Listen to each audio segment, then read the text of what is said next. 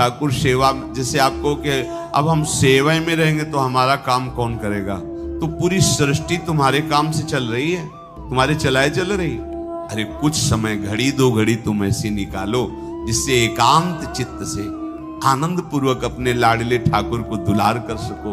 उनको श्रृंगार करो, भोग लगाओ, आरती करो, 4 परिक्रमा करो, साष्टांग दंडवत करो। जीवन का परम लाभ है ये। पर नहीं, आप खाएंगे हलवा, गरम गरम पकौड़ी, चाय, और ठाकुर जी के सामने वो सफेद वाले दाना नहीं आते, चिरौरी रख दो अरे भाई तुम क्या कर रहे हो? चोरी कर रहे हो तुम। घर में ठाकुर विराजमान, घर के मालिक विराजमान, हमें जल्दी ऑफिस जाना है, गरम गरम परेठा ये वो सब, और ठाकुर जी के सामने हम तो देखते हैं जैसे कोई ठाकुर जी के दर्शन कराने के लिए लाता है तो 4 टाफी, वो भी प्लास्टिक से लिपटी हुई, मतलब देख केवल ले, खा भी नहीं सकते हो क्योंकि प्लास्टिक लगी हुई, ऊपर कवर एकदम ऐसे रखे हुए हैं। वो बोले हमारे लड्डू गोपाल हैं। जब गोपाल हैं तो टॉफी खोल पाएंगे क्या? अगर आपको टॉफी पवाली है तो आप खोल करके सुंदर एक कटोरी में रख करके थे, ऐसे 4 दाने चिरौरी रख दिए, कटे हुए मिश्री के टुकड़े रख दिए। अरे अनंत ब्रह्मांडों का भरण पोषण करने वाला तुम्हारी चिरौरी के लिए मर रहा है। हाँ, अगर तुम्हारे पास केवल चिरौरी ही है तो वो तृप्त हो जाएगा। तुम खाओ हलवा, उसको रखो, चिरौरी तुम पहनो, एक से एक बढ़िया कपड़ा, और ठाकुर जी के लिए अलग कपड़ा होता है दुकानों में, वो ठाकुर जी के लिए लेना है। पूजा, सत्यनारायण की पूजा की सामग्री गांव में जो परचून की दुकानें होती हैं कस्बों में, उनमें अलग होती है। बोले सुपारी देना, तो बोले पूजा के लिए, बोले हाँ, वो सड़ी सुपारी का अलग बैंक होता है, वो पूजा के लिए जाएगा। प्रभु के लिए तुम ऐसे चिरौरी रख देते हो। ओ नारियल भी जिसमें पानी लहो, देखो ना कथा, सत्यनारायण की कथा करनी, हमें नारियल दे दो। वो सूखा नारियल जो किसी काम में ले जाएगा वो सत्यनारायण के पास जाएगा। वो कपड़ा टून का ना पहन सकते हैं, ना ओढ़ सकते हैं, ना बिछा सकते हैं, ना पोछा लगा सकते हैं, वो ठाकुर जी के लिए बलिहारी है श्रद्धा। तो भी ठाकुर जी भी ऐसी व्यवस्था करते हैं, ना पहनने लायक ना ओढ़ने लायक, ऐसा तुम्हें नया जीवन देंगे, जरूरत ही नहीं पड़ेगी कपड़े की, घूमो वैसे ही। हाँ, जरूरत ही नहीं पड़ेगी, अन्य योनिया नहीं, कोई जरूरत नहीं है, घूमो।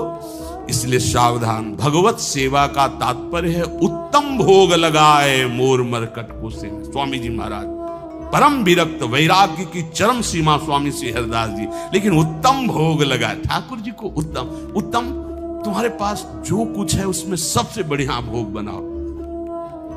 धन्ना जी के पास बाजरा की रोटी भी पूरी नहीं थी कि भरपेट पाले, तो एक रोटी रोज ठाकुर को रखते थे। आधी ठाकुर जी पाते थे, आधी आप पाते थे। सुदामा जी के पास कौन सा माखन मिश्री था? वो तंदुल जो पछोरने से बाहर निकलते हैं, किसी काम में नहीं, वो लेके गए थे। ठाकुर जी पाते हो कहते आज मैं तृप्त हो गया। सबरी जी के पास क्या था?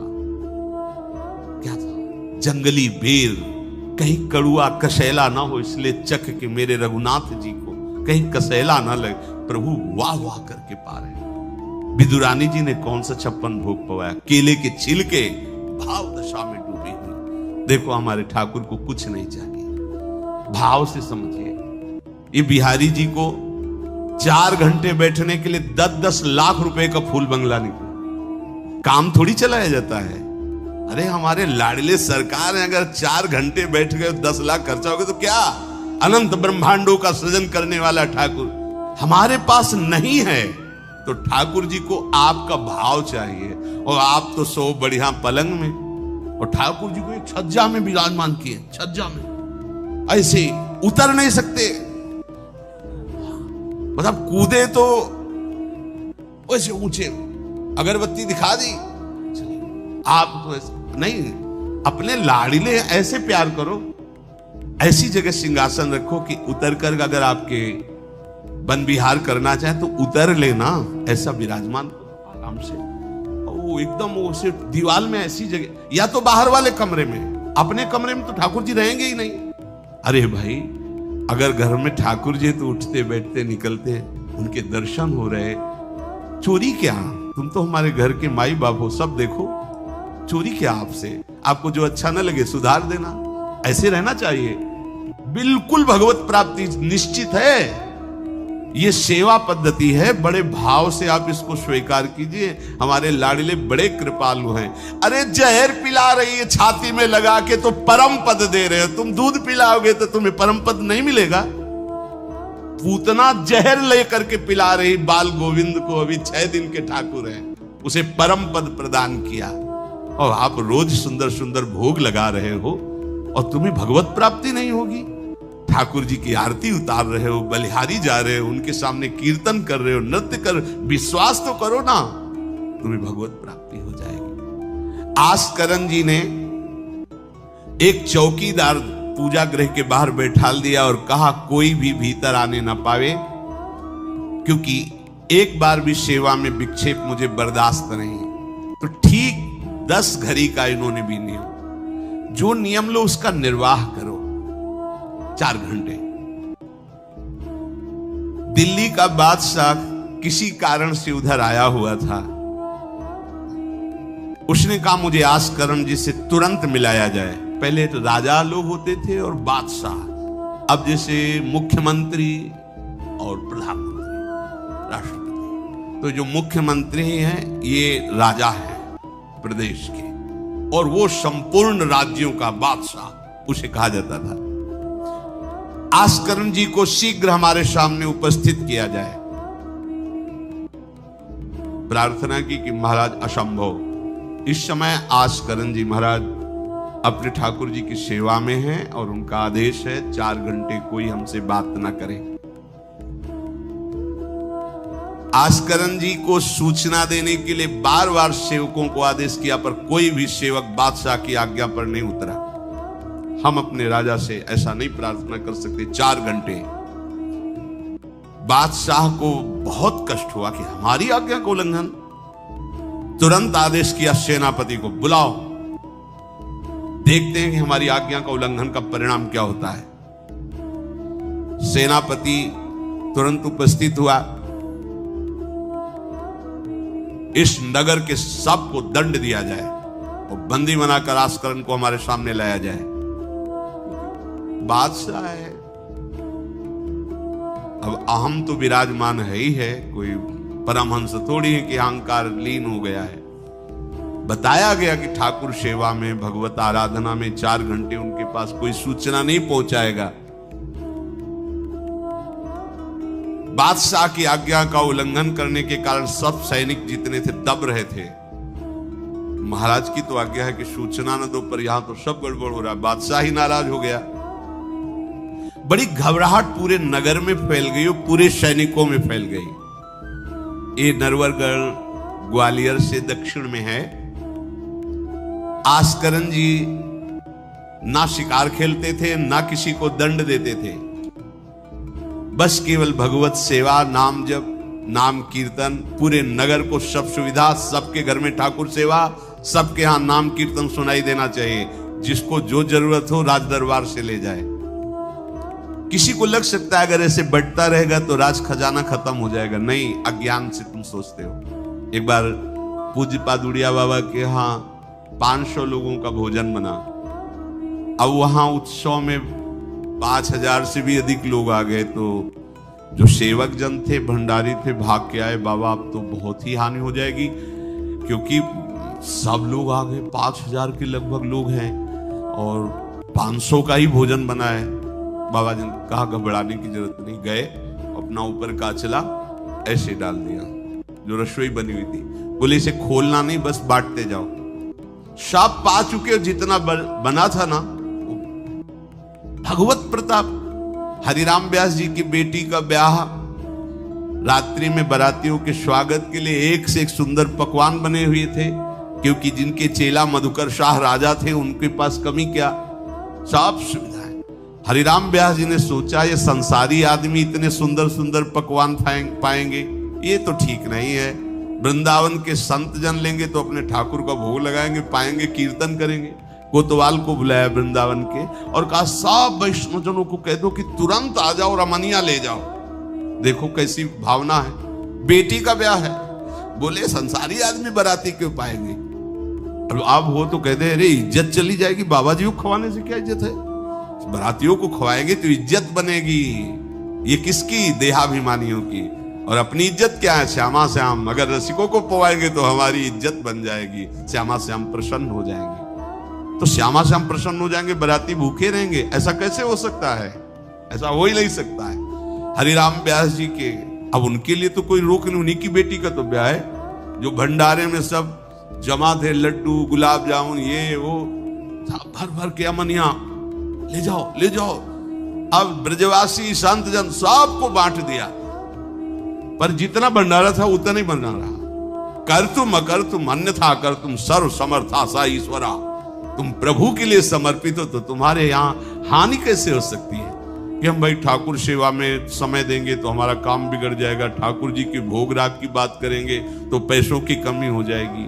पक्की मूढ़ता है ये, ऐसा व्यापार है ठाकुर सेवा संत सेवा। ऐसे करो और कई गुना बढ़कर के हाथ में आ जाएगा, देख लेना। क्योंकि सब दुखों का कारण पाप है, और जब ठाकुर सेवा संत सेवा तो इससे पाप नष्ट होते हैं। जे ही पाप नष्ट हुए सुख का मार्ग खुल गया, पर अज्ञानी जानता नहीं है।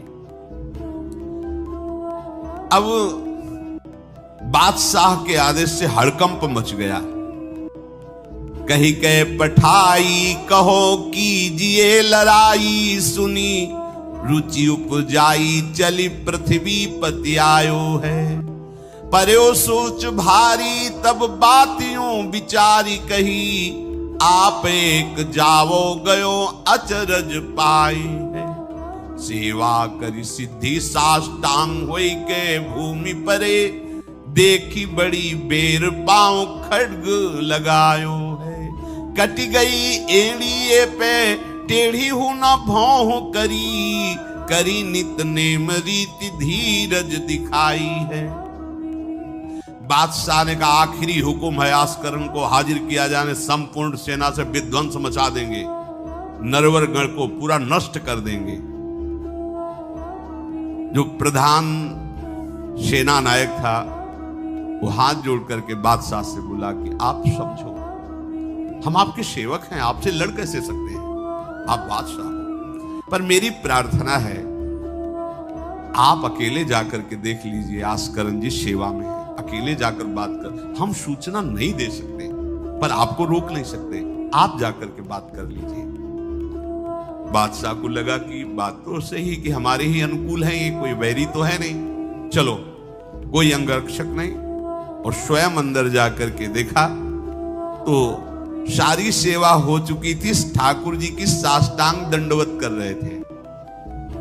सत्संग में भी कहा है कि आप लोगों का जैसे शरीर स्वस्थ है तो साष्टांग दंडवत का नियम लेना चाहिए अपनी ठाकुर सेवा करके। 5, 7, 11, 21, 51, 108 अपने ठाकुर 4 परिक्रमा की, कहीं से भी 108 दंडवत। एकोपि कृष्णः कृतः प्रणामो दशाश्वमेधा व्रतेन तुल्यः, दशाश्वमेधी पुनरेपि जन्म कृष्ण प्रणामी न पुनर्भवाए। ये भीष्म जी बोल रहे हैं।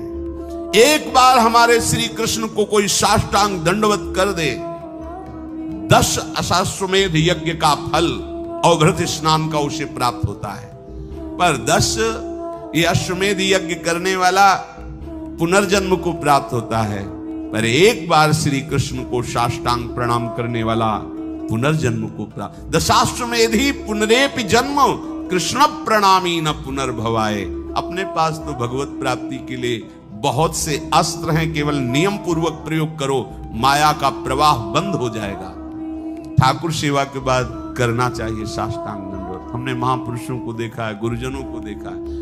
अब शरीर उस लायक नहीं तो भाव से कर लीजिए। अगर शरीर स्वस्थ है और आप करने लायक हैं तो जरूर, जैसे माताएं बहनें सखियां हैं तो पंचांग, एक पंचांग दंडवत के खड़े हो गए, हाथ जोड़ा, मंत्र अंदर स्मरण किया, फिर पंचांग 5, 7, 11, 21, 51 ऐसा करना चाहिए। आस्करण जी भगवत सेवा करके साष्टांग दंडवत कर रहे थे नियम पूर्वक। अब ये तो पता चल गया कि कोई आया है, पर ना नजर दी, ना बात की, ना रुके। उठे साष्टांग दंडवत, फिर उठे, फिर साष्टांग दंडवत। बादशाह खड़ा देखता रहा, ये तो ना हमारी तरफ देख रहे हैं ना बोल रहे। बहुत देर हो गई, चुपचाप। पद का अभिमान होता है। अब वो बादशाह ठहरा, खींची तलवार, म्यान से निकाली और जो ये साष्टांग हुए तो मारा ऐसे, तो एड़ी उड़ गई, कट गई एड़ी आस्करन जी की। लेकिन आस्करन जी ने ना दंडवत रोकी, ना मुड़ करके देखा, खून की धार बह रही। निष्ठा देखिए, ये है अनन्य भक्ति की निष्ठा। नहीं कहा कि अब रुक गए, कुछ नहीं, वैसे ही खड़े हुए, फिर साष्टांग दंड, फिर खड़े हुए, खून से लथपथ हो रहे। कोई कष्ट का अनुभव नहीं दिखा रहे कि आओ कहे या पीछे मुड़ करके देखे।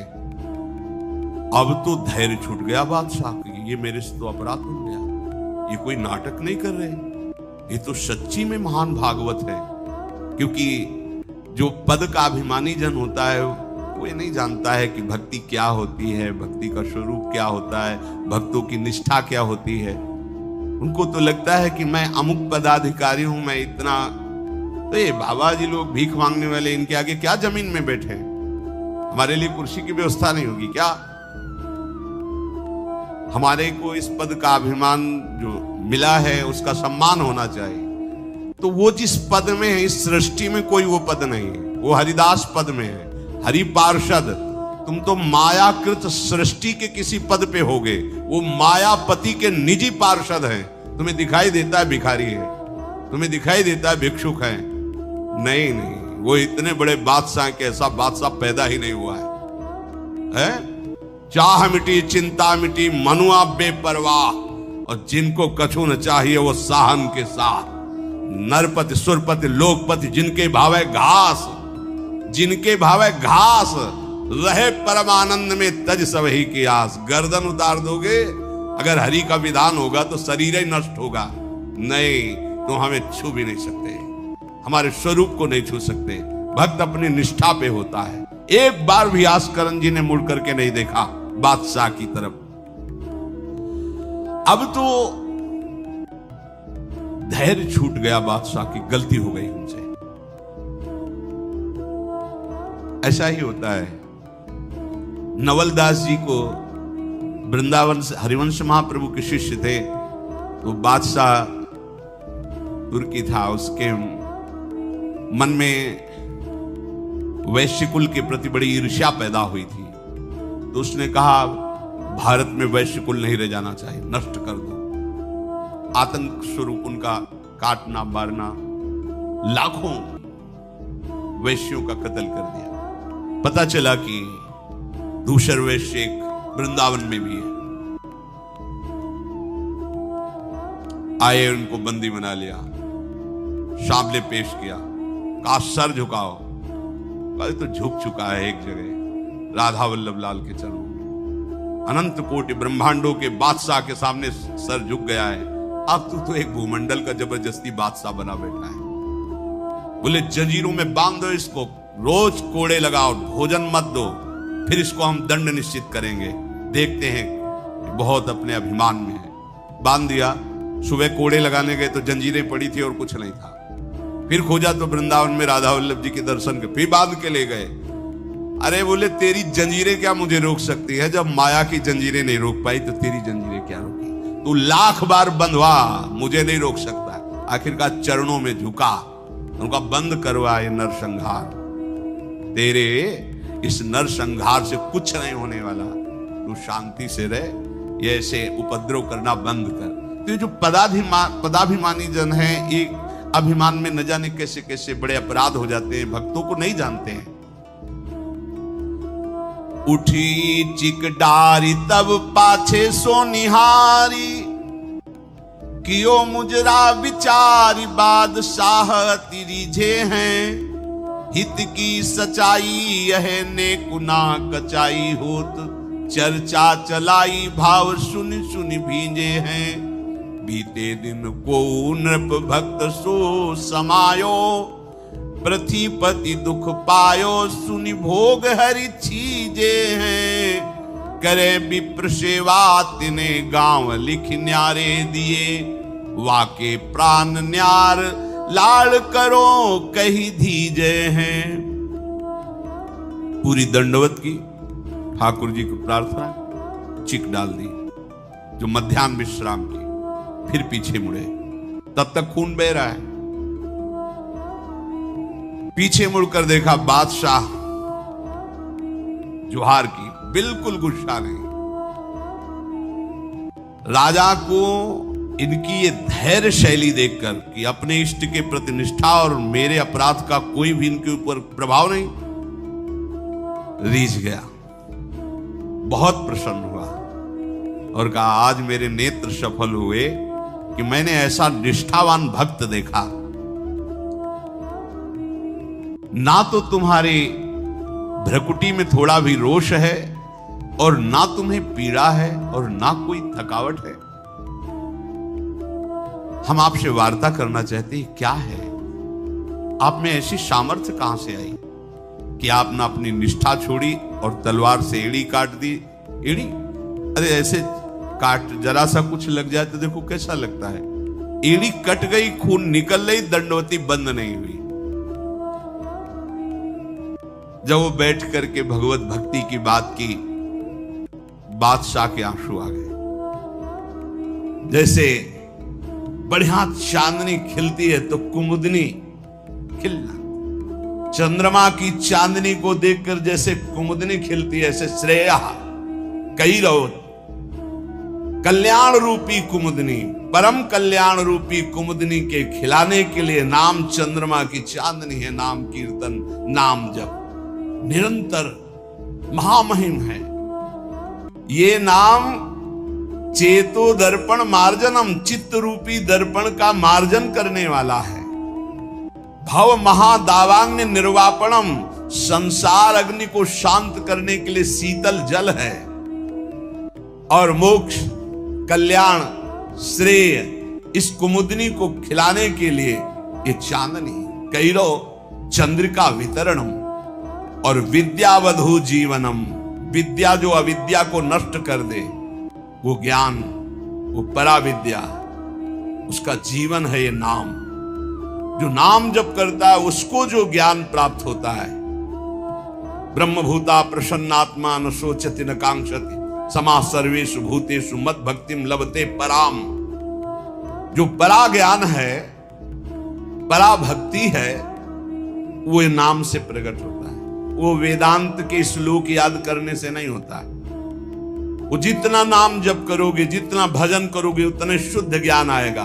विद्यावधु जीवनम, जो अविद्या का नाश करके स्वरूप बोध करा दे, ऐसी विद्या रूपी वधु का जीवन है नाम। जितना नाम जप करोगे उतना विद्या प्रकाशित होगी, अविद्या नष्ट होती चली जाएगी। आनंदाम्बुदिवर्धनम प्रतिपदम, आनंद समुद्र को बढ़ाने वाला, पद पद पर पूर्ण अमृत का दान करने वाला। जैसे जैसे नाम जप करोगे आनंद बढ़ेगा। पहले तो जलन बढ़ेगी, जो गलतियां हैं वो मिटेंगी, जो गलतियां हैं वो असहनीय होंगी, जो गलतियां उस पर गुस्सा आएगी। कैसे मेरे से गलती हो रही है, कैसे मैं गलत हो रहा हूं, क्या चाहिए मुझे, क्यों मैं भगवान नाम छोड़ करके गलत आचरणों में उतर रहा हूं। नहीं नहीं, वो पहले जलन होगी, पहले आपके अंदर एक तेज पैदा होगा जो आपको इस दलदल से निकालेगा। काम, क्रोध, लोभ, मोह, मद, मत्सर, वो जलन रूपी तेज होगा।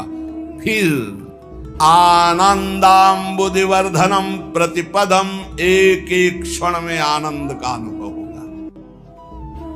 पहले बीमार जिभ्या है, इसको नाम का स्वाद नहीं मिलता। जैसे पित्त बढ़ा हो तो मिश्री खवाओ तो कड़वी लगती है, और उसी मिश्री को रोज पाओ तो पित्त का समन करके मीठी लगने लगेगी। ऐसे ही राधा नाम सुधा रसम पहले मीठा नहीं लगता, क्योंकि अविद्या रूपी पित्त बढ़ा हुआ है। और जहां खूब नियम से राधा नाम जप करो तो यही अविद्या का नाश करके जब ज्ञान प्रकाशित करेगा, एक एक कदम कदम पे, पल पल पे परमानंद की बाढ़ आने लगती। आनंदाम्बुदिवर्धनम प्रतिपदम, स्वाद कैसा है, पूर्णामृत स्वादनम, पूर्ण अमृत स्वाद से भरा हुआ। राधा नाम सुधा रसम, रसी तुम जिह्वास्तु में विह्वला। प्रवचन नहीं केवल, जबकि देखो एक एक नाम में कितना नशा है, कितना स्वाद है, कितनी मादकता है, कितना उन्माद है, पर कुसंग नहीं।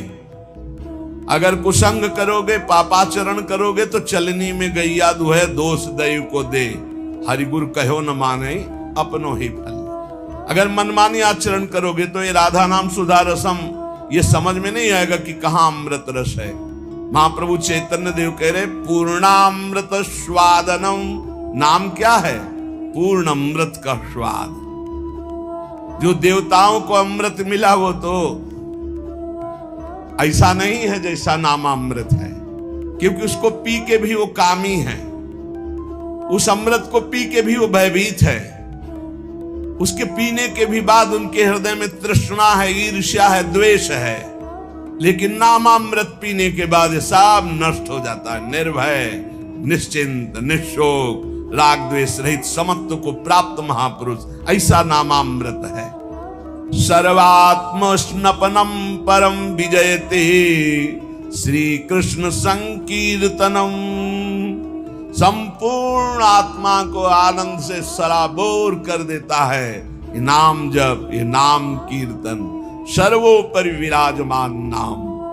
नाम नाम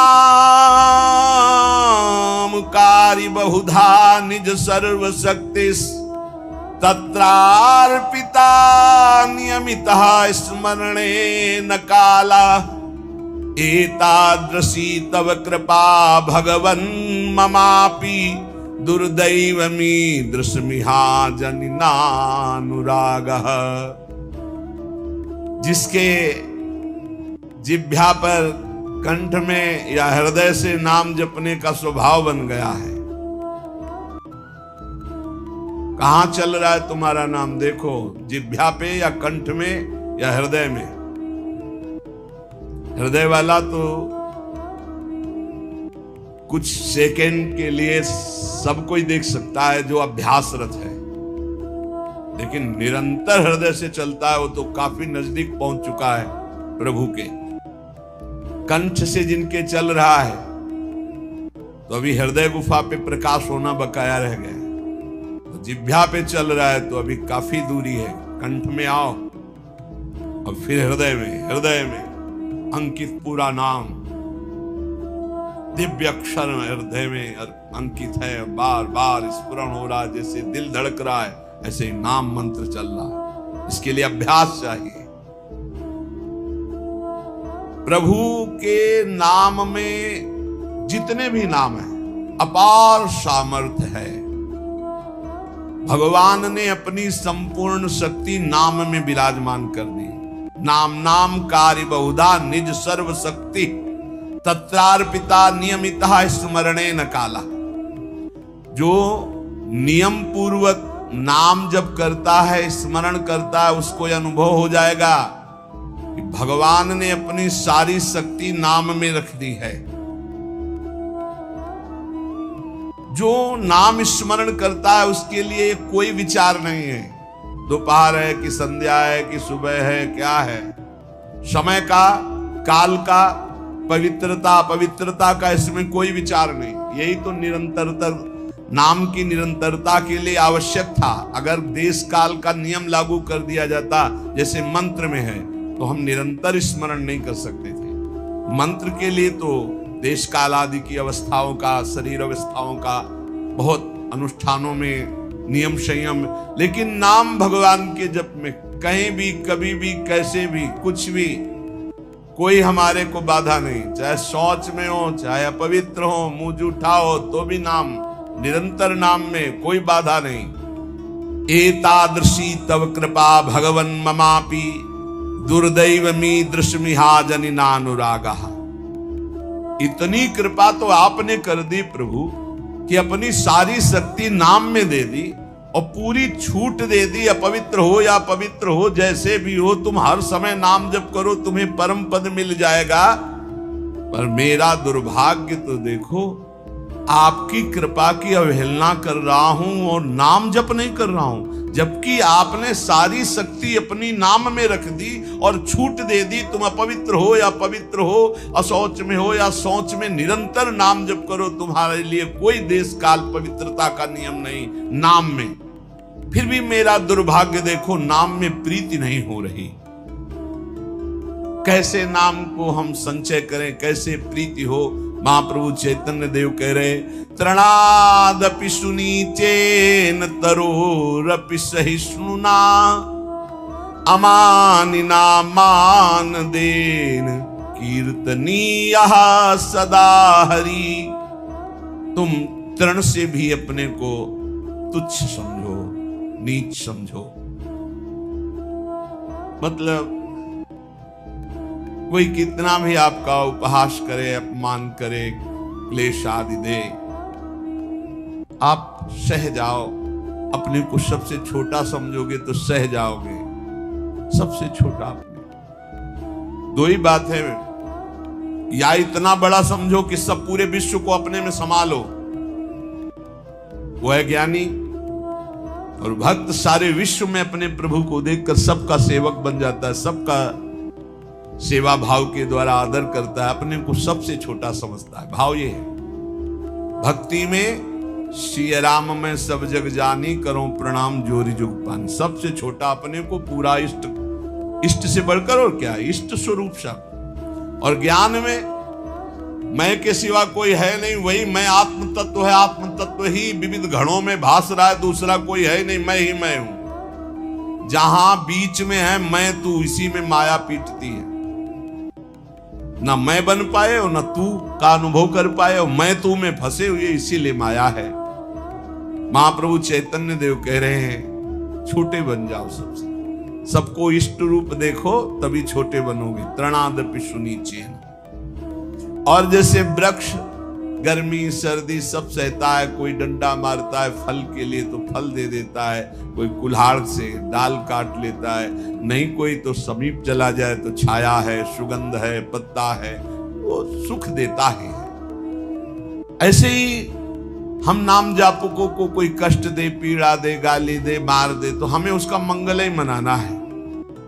तुम्हारा मंगल हो, तुम्हारी भगवान बुद्धि शुद्ध करें, तुम्हारे नाम में प्रीति हो, धाम में प्रीति हो, ऐसी हम अपनी भावना।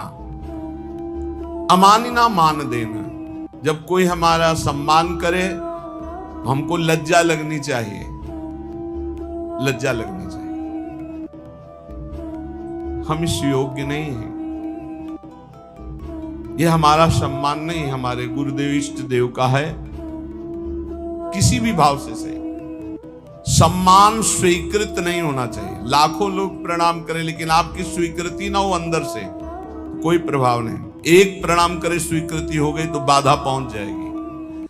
दूसरों को सम्मान दे, स्वयं सम्मान रहित रहे। सबहि मान प्रद आप अमानी, ये बहुत कठिन है। दूसरों को सम्मान देना, स्वयं सम्मान रहित होना बहुत कठिन है। लेकिन परम पद भी तो प्राप्त होना है, हमको फिर ये सहना होगा। अपने को सबसे छोटा समझना, आई हुई विषमता को सह जाना, सम्मान प्राप्त होने पर उसे स्वीकार न करना, दूसरों को सम्मान प्रदान करना। अमानिना, स्वयं मान रहित होकर दूसरों को मान देना। और सदा निरंतर, सदा सर्वकाले सुमामन स्मृत्युच्च, निरंतर भगवत स्मरण और अपने कर्तव्य का पालन करते रहना। न धनम न जनम न सुंदरी कवितां वा जगदीश कामये, मम जन्मनि जन्मनीश्वरे भवता भक्ति रहे तु की त्वयि। हे प्रभु, मैं धन, परिवार, स्त्री, बहुत काव्य रचना करना, पांडित्य, इन सब की इच्छा नहीं करता। न धनम न जनम न सुंदरीम कविताम वा जगदीश कामये। हे जगदीश, हे प्रभु, मेरे अंदर ये कोई कामना नहीं है कि मुझे धन मिले, मुझे सुंदर स्त्री मिले, मुझे सुंदर परिवार मिले, मैं बहुत काव्य रचना करने वाला बनूं, मैं बहुत पांडित्य युक्त हूं, तो क्या चाहते हो? बस प्रभु मम जन्मनि जन्मनीश्वरे भगवता भक्ति रहे तुकी त्वयि। यदि हमारे कर्मों के अनुसार हमको फिर जन्म मिले तो आपकी ही भक्ति करूं, बार बार जन्म मिले लेकिन आपकी ही अनुराग भक्ति में मैं मगन रहूं। हे परमेश्वर, तुम्हारे स्वरूप में मैं स्थित होकर बार बार जन्म हो, मुझे कोई परेशानी नहीं। आई नंद तनूज किंकरम पतितं वाम विषमे भवाम बुधौ कृपया तव पाद पंकज स्थित धूली सदृशं विचिंतय। हे नंद सुनो, हे नंद नंदन, मैं तुम्हारा दास हूं, बस तुम्हारा दास हूं। इस घोर दुष्पार संसार सागर में पड़ा हुआ हूं, मुझको कृपा पूर्वक आप अपने चरणों की धूल बना लीजिए। जैसे चरणों में धूल हर समय लगी रहती है, नाथ मैं आपके चरणों से लगा रहा हूं। हे नंदनंदन, ये महाप्रभु चैतन्य देव कह रहे, ऐसी हम पर कृपा कीजिए। नयनम गलदश्रुधारया बदनम गदगदरुद्धया गिरा पुलकैर्निचितं वपुः कदा तव नाम ग्रहणे भविष्यति। प्रभु, ऐसी मेरी स्थिति कब होगी? मेरे आंखों से अश्रुधारा बह रही हो। नयनम गलदश्रुधारया, मेरा कंठ अवरुद्ध हो गया हो, आंखों से अश्रुधारा हो, शरीर में रोमांच हो, मेरी वाणी अवरुद्ध हो रही हो और मैं पुकार रहा हूं कृष्ण कृष्ण कृष्ण कृष्ण, राधा राधा राधा।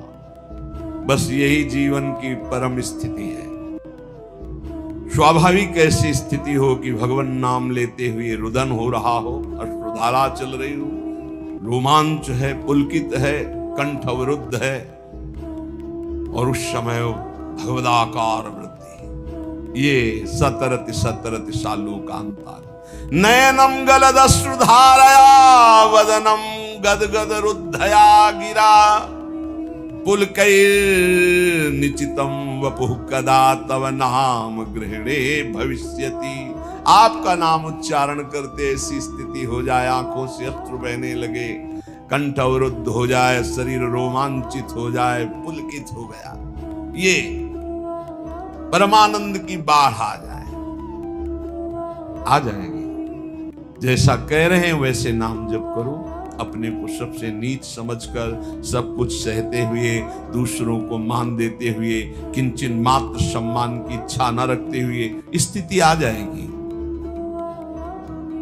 युगायितम निमेषेण चक्षुषा प्रावृषायितम शून्यायितम जगत सर्वम गोविंद विरहेण। महाप्रभु चैतन्य देव, युगायितम निमेषेण, निमिष कहते पलक झपकने, पलक झपकने के समय को कह रहे हैं कि मेरा एक एक निमेष युग युग के समान व्यतीत हो रहा है। हे गोविंद, आपके विरह में मेरी क्या दशा हो रही है। पलक झपकने के समय को निमेष कहते, एक एक निमेष युग युग के समान हो रहा है। युगायितम निमेषेण चक्षुषा प्रावृषायितम। नेत्र जैसे वर्षा की धारा में निरंतर जल गिर रहा है, ऐसे अश्रु वर्षा हो रही, दो चार बूंद निकलना नहीं, अश्रु वर्षा हो रही। शून्यायितम जगत सर्वम, प्रभु आपके बिना संपूर्ण संसार शून्य नजर आ रहा है। नेत्रों से अविरल अश्रु धारा बह रही है, एक एक निमेष युग के समान व्यतीत हो रहा है। हे गोविंद, आपके विरह ने हमारी ऐसी दशा हो गई। आश्लिष्य,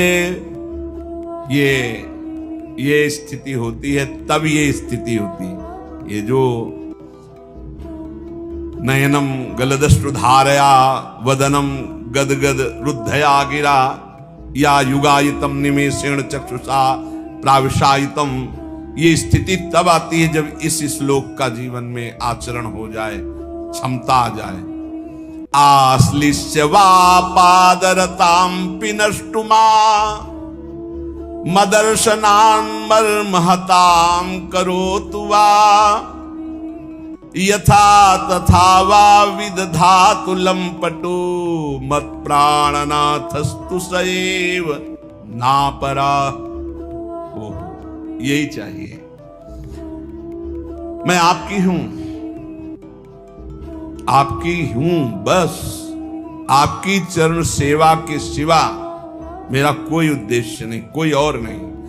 अब आप गले से लगा लो या लात मार के पैरों से रौंद करके निकल जाओ। आश्लिष्य व पादरताम पिनष्टुमा मदर्शनम नान मरहताम करोतु वा,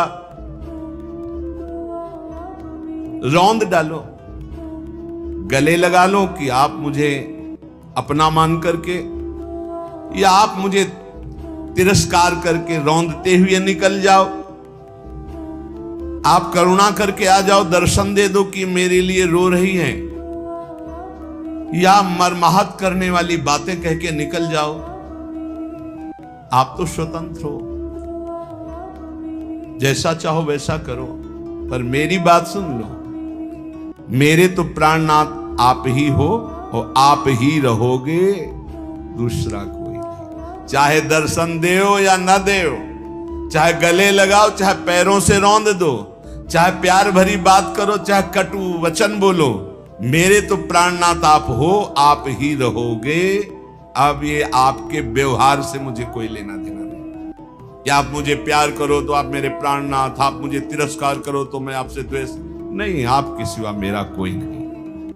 किसी की विपत्ति की ताकत नहीं कि हमारी संपत्ति और सुख पर आंच पहुंचा सके, पर यह तभी जब आपका अखंड स्मरण चल रहा है। अखंड स्मरण के लिए वाचो वेगम, मनसः क्रोध वेगम, हिंसा वेग, मुदरोपस्थ वेगम, एतान वेगान सहते यस्तु विद्वान निंदा चास्य हृदयम नोपहन्यात्। जो विद्वान उपासक वाणी का वेग, मन का वेग, क्रोध का वेग, हिंसा का वेग, भूख का वेग और जनेंद्रिय जनित मैथुन का वेग जो सह जाता है, वही महात्मा निरंतर भजन कर सकता है, वही उपासक निरंतर भजन कर सकता है। नहीं, यही वेग आकर उसके भजन में अंतराय पैदा कर देते हैं। वाणी का वेग, वाणी का, मन का, क्रोध का, हिंसा का, उदर का, उपस्थ का यदि आप नहीं सहन करते तो ये आपके भजन में बाधा डाल देंगे, निरंतर भजन नहीं होने देंगे। दूसरा, निरंतर भजन करने में जो प्रभु कह रहे हैं आसीत मत्परा, मेरे परायण होकर भजन करो। अब इन वेगों से बचकर क्यों भजन में चलता है तो उसके अंदर एक बात आने लगती है, मैं अच्छा भजनानंदी हूं। जहां ये बात आई तहां वो दूसरों जो वैष्णव है, महतजन है, महात्मा जन है, वो टीका टिप्पणी करने लगता है उनकी। ये होता है। अपने में श्रेष्ठ भाव आने पर दूसरे साधकों की, वैष्णवों की, महापुरुषों की, महतजनों की वो टीका टिप्पणी करने लगता है। ऐसा क्यों, ऐसा, ऐसा क्यों, ऐसा। ये आपके भजन को ही रोक देगा। निरंतर भजन चलने की तो बात जाने, तो भजन से ही विमुख कर देगी ये वृत्ति। ये 6 बातें संतों के प्रति नहीं करनी चाहिए। वो वेग सहो और ये बात भूलकर अपनी वाणी पे न लाओ। बास निरूपण, किसी भी संत महात्मा वैष्णव के विषय में ऐसा कहना, ये तो महलों में रहते हैं या ये तो गांव में रहते हैं, ये तो इनको तो गंगा किनारे या स्मशान में कहीं खंडहर में रहना चाहिए, बाबा जी हैं ऐसे वैसे। वास निरूपण करना, तभी जब अहम जागृत होता है तो संतों के प्रति टीका टिप्पणी शुरू हो जाती है। वास निरूपण, किसी भी संत महात्मा वैष्णव के प्रति उसके वास के विषय में बोलना। दूसरा ज्ञान निरूपण, किसी संत वैष्णव के प्रति ऐसा, ये पढ़े लिखे तो है नहीं, शास्त्रों का इनको ज्ञान तो है नहीं, भेष बना लिया, बस पेट भरण पोषण के लिए घूम रहे, कोई इनको ज्ञान तो है नहीं। क्या भजन करेंगे, क्या विचार करेंगे, जब इनको पढ़े ही नहीं है, शास्त्रों का ज्ञान नहीं है, तो क्या ये भजन करेंगे। ज्ञान निरूपण। तीसरा जाति निरूपण, ऐसा महान अपराध, ऐसा सोचना, ऐसा बोलना, ऐसा देखना, ये महत अपराध है।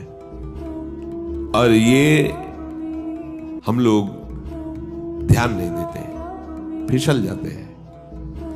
एक बार एक जगह महात्माओं की पंगत लगी हुई थी, तो उसमें एक महात्मा को पंगत लगवाने वाले में जो श्रेष्ठ थे, उन्होंने एक थप्पड़ मारा और निकालने लगे।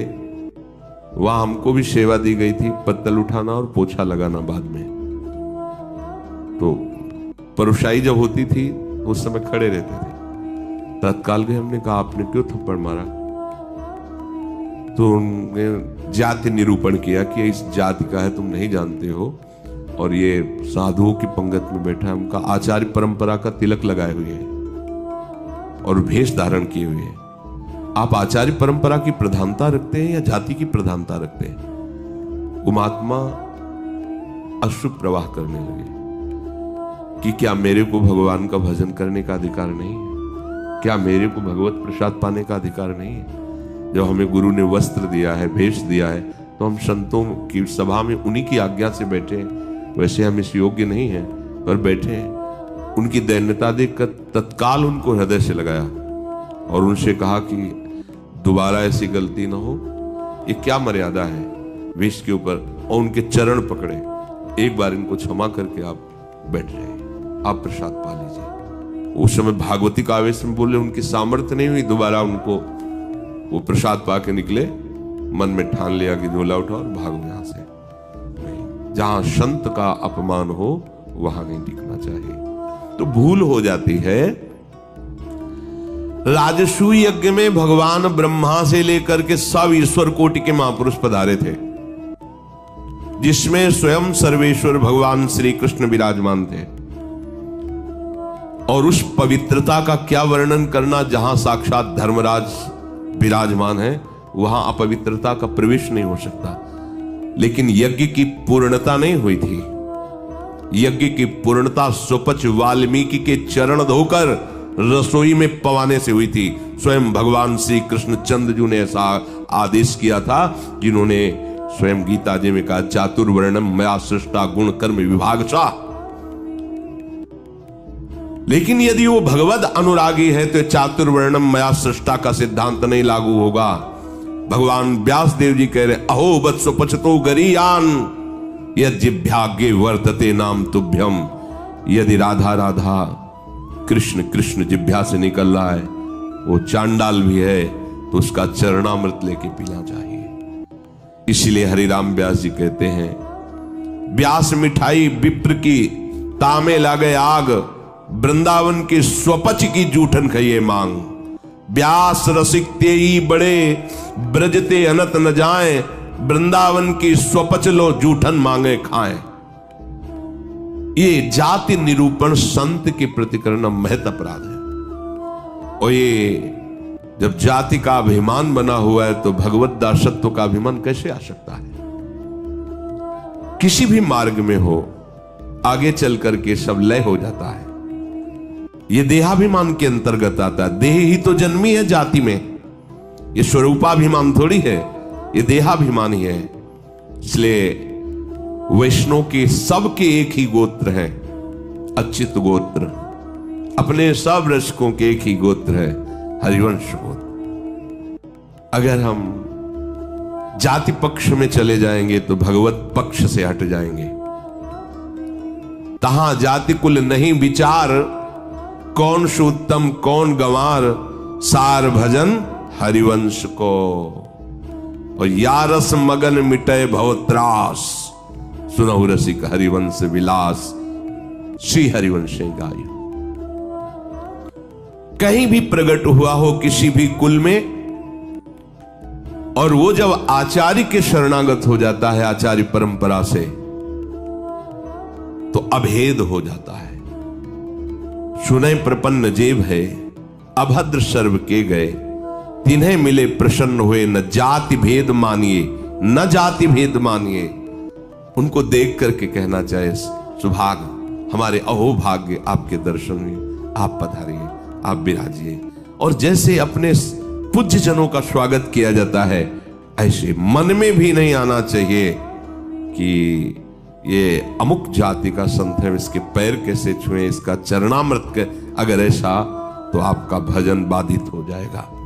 जाति निरूपण, यही गलती हो गई थी दंडकारण्य के ऋषियों से श्री माता सबरी के प्रति। एक तो स्त्री जाति और दूसरी भीलनी। कैसे हम महाब्रह्म ऋषियों के बीच में बड़े बड़े कीड़ा पड़ गए थे, सरोवर के जल का प्रयोग नहीं कर सकते थे, सब अशांत थे। और भगवान श्री राम ने माता सबरी को सौभाग्य दिया ऐसा जो ब्रह्म ऋषियों को भी नहीं मिला। इसलिए कभी किसी संत के जाति निरूपण न करें। ये बिल्कुल देखो, हम सब प्रभु के अंश हैं। कर्म के अनुसार शरीर में आए, कर्म के अनुसार कुल में जन्मे, लेकिन हमको लेके थोड़ी बैठना है। हमको तो अपने प्रीतम के पास जाना है। हम ये कुल कर्म को लेके, जाति धर्म को लेकर के, शरीर को लेकर बैठे रहेंगे तो अगला जन्म निश्चित हो जाएगा। हमें प्रभु के पास जाना है। जो ही ये बात सोचकर आगे बढ़े तो आप केवल प्रभु के हो गए, खत्म खेल। बस सृष्टि चक्र के खेल के लिए है चातुर्वर्णम। भगवत मार्ग में जे ही आरूढ़ हुए तो वो शरीर राग हटा, भगवत अंश हो। जितने ब्रह्मा जी पवित्र हैं उतने तुम्हारा स्वरूप पवित्र है। जो भगवान शंकर का स्वरूप है वही तुम्हारा स्वरूप है। स्वरूप में अंतर नहीं है, अंतर है देह में। स्वरूप तो सबका एक ही है, भगवत स्वरूप है, सब आत्म स्वरूप है। चौथा, वृत्ति निरूपण। किसी महात्मा को देख के कहना है ना हाथ में माला है, हमें खास तो भजनानंदी तो लगते नहीं, पड़े रहते हैं, इधर खाते उधर खाते, भंडारा खाते, डोलते हैं। बिल्कुल नहीं। तुम क्या जानो, क्या जानो कौन सी क्या वृत्ति है। एक भजन की ऐसी भी वृत्ति होती है जिसमें माला विक्षेप होता है। भजन में सहायक माला होता है, और एक भजन की ऐसी वृत्ति होती है जिसमें माला विक्षेप होता है। अगर कभी उत्साह पूर्वक ले भी लिया जाए तो 10-5 मिनट से ज्यादा नहीं चलेगा, रख जाएगा। स्वाभाविक छाया हुआ है, अब वहां मन का चलाए तो विक्षेप पड़ रहा है, गिनती करे तो विक्षेप पड़ रहा है, चल रहा है। अब आप क्या जाने, आप माला देख के तो जान जाते हैं कि जप हो रहा है।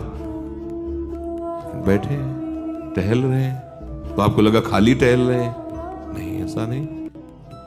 संतों को जानना बड़ा कठिन होता है। एक बार गुरु जी की सेवा में सुकुमारी शरण थे, जे ही लाडली कुंज में प्रवेश हुए तो महाराज जी का दुर्गंध आ रही। ऐसे देखा और कहा, वैष्णव अपराध करके आ रहे हो क्या? तो महाराज जी हम साबुन लगा के नहीं नहाते तो शायद शरीर से दुर्गंध। बोले वो दुर्गंध नहीं, ये वैष्णव अपराध की दुर्गंध है। गुरुदेव ने कहा, महाराज जी सावधान रहते, कोई वैष्णव अपराध तो नहीं। हमें महसूस हो रही है। आप पहले वहीं खड़े रहिए, बताइए क्या वैष्णव अपराध किया है। भजन का क्या प्रभाव होता है, बहुत सूक्ष्म है, बहुत सूक्ष्म। महापुरुषों के हृदय से ही पता चलता है ना। प्रारंभ में था तो पंडित बाबा की वाणी पढ़ी तो तन्मयता एकदम पंडित बाबा में हुई। तो दूसरे दिन सेवा में गए तो उन्होंने कहा कि हमारे चिंतन में कृष्ण बलराम आए, तुम्हारे सिवा और किसी का यहाँ आना नहीं है। तो उनका हाँ महाराज जी, पंडित बाबा का चरित्र पढ़ रहे तो एकदम उसमें तन्मयता एकदम। बोले हाँ तभी आया था। अब कितना सूक्ष्म, मतलब ये सबके समझने की बात। परिक्रमा दे रहे थे जगन्नाथ बाबा की कुटिया, दोपहर में देखा महाराज जी गए, देखा तो अप्सरा कुंड में ध्यानस्थ एक वृक्ष के नीचे बैठे। महाराज जी वहां से क्यों चले आए? बोले इतनी जोर के गोपाल मंत्र के वहां परमाणु सिद्ध पुरुष थे ना, तो हमें विक्षेप पड़ रहा था निज मंत्र में, इसलिए हट के चले आए। वही हम पढ़े, हमें कुछ पता नहीं चल रहा। आपका कितना सूक्ष्म, प्रवेश करते ही कह दिया आप वैष्णव अपराध करके आ रहे, दुर्गंध आ रही।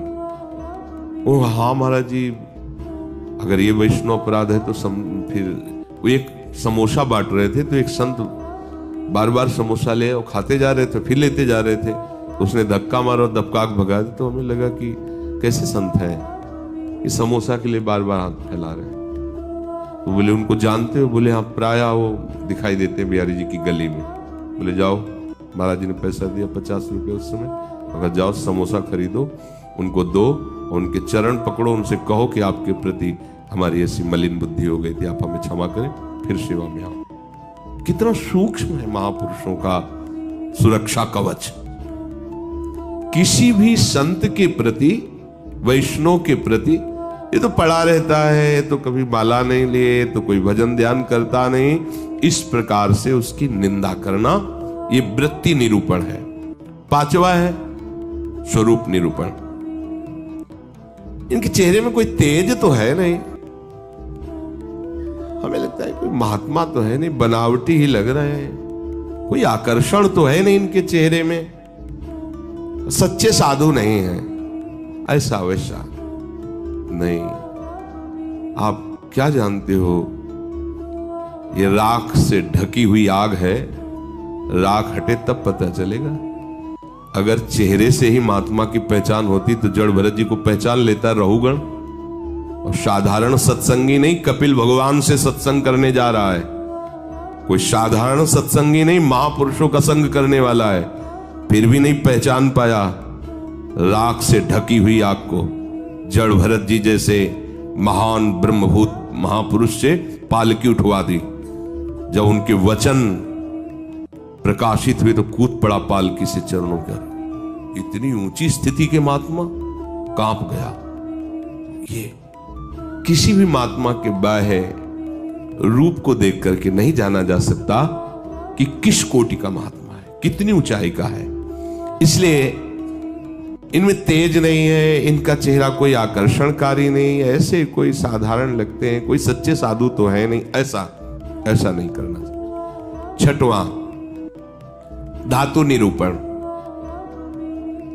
भक्त या भगवत विग्रह की, अच्छा ये पत्थर के ठाकुर जी हैं, सप्तम धातु के हैं, ये काहे से बने हुए ठाकुर जी?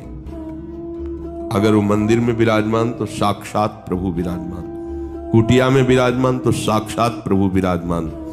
श्री विग्रह में पाषाण, लोहा, तांबा या काष्ठ की भावना ले आना, ये आपके निरंतर भजन में बाधा पहुंचा देगी। उन वेगों को सहना और इस अपराध से बचना। जो गुरु ने नाम दिया है, मंत्र दिया है, आराध्य देव का रूप दिया है, उसके सिवा सब माया है, वो अपने को चिंतन नहीं करना, केवल उतना ही चिंतन। ये बहुत कठिन बात है।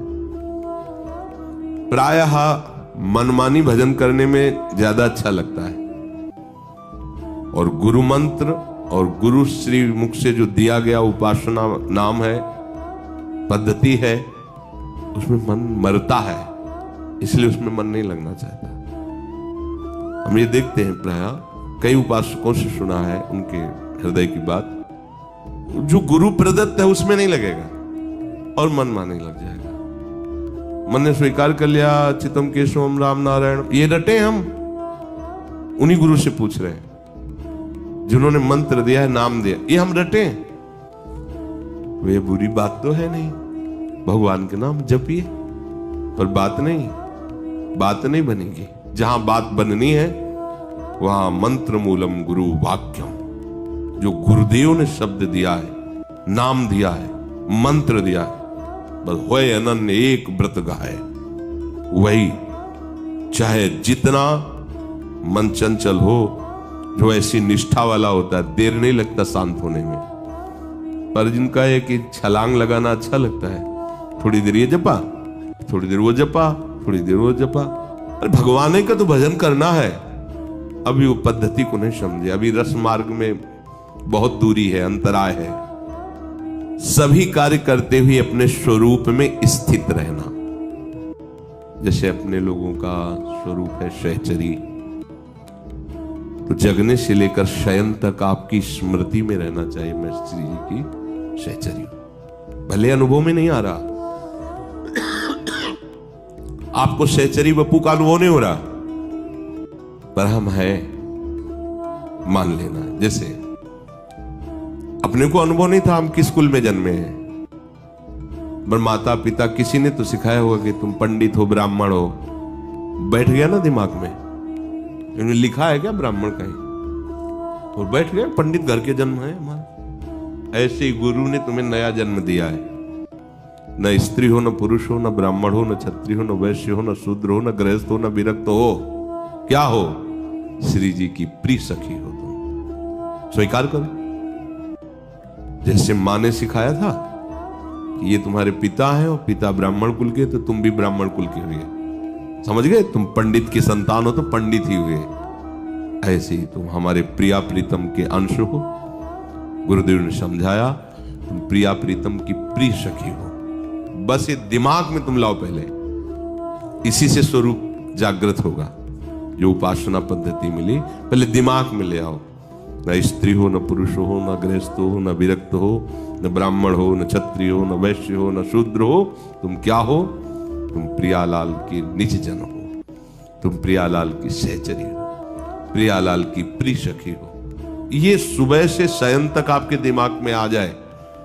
जैसे हम रटते नहीं हैं, पर कभी भी पूछ लिया जाए तो हम अपनी बात बता देंगे।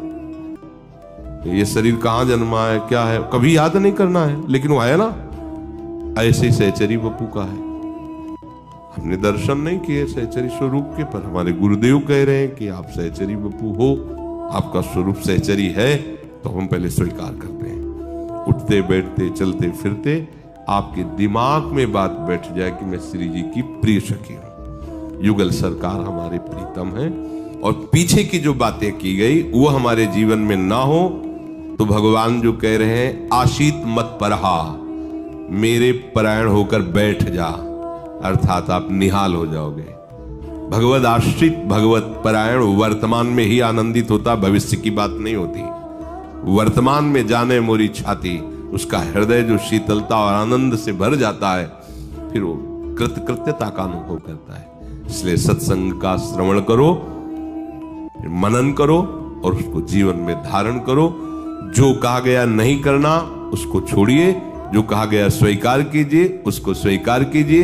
यही विवेक है, असत का त्याग और सत को स्वीकार करना। जिस सत को स्वीकार किया उसी में अनुराग कर लेना, यही उपासना का आंतरिक मर्म है। प्रभु वाल्मीकि जी के आश्रम में विराजमान हैं। महर्षि वाल्मीकि जी प्रभु को कहां रहना चाहिए, किनके हृदयों में वास करना चाहिए, प्रभु की प्रेरणा से, प्रभु की आज्ञा से प्रभु सुनना चाहते हैं, इसलिए वो सुना रहे हैं। कह रहे हैं गुण तुम्हार समुझई निज दोषा,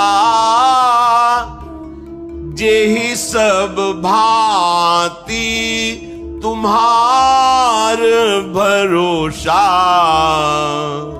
राम भगत प्रिय लागहि जेहि, तेहि उर बसहु सहित बैदेहि। जाति पाति धनु धर्म बड़ाई, प्रिय परिवार सदन सुखदाई, सब तजी तुम्हि लहाई उर लाई। तेहि के हृदय बसहु रघुराई। हे नाथ,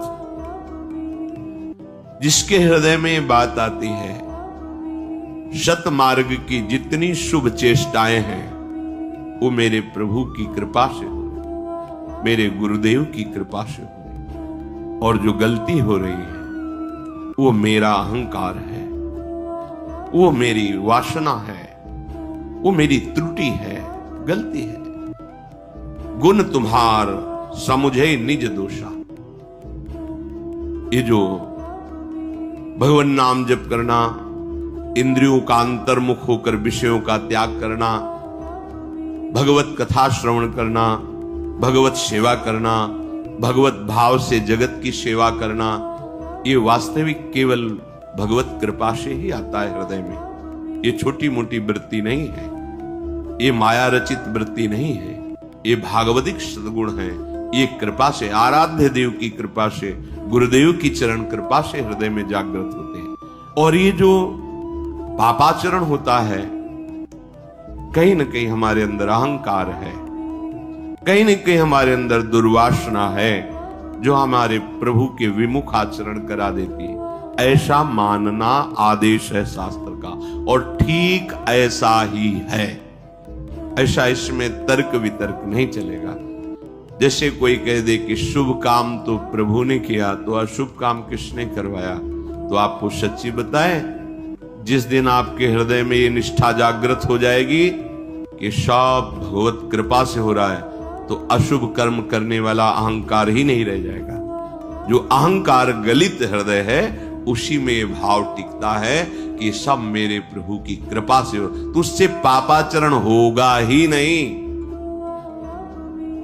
ऊसर वर्षई तरण नहीं जामा, संत हृदय जिम उपज न कामा।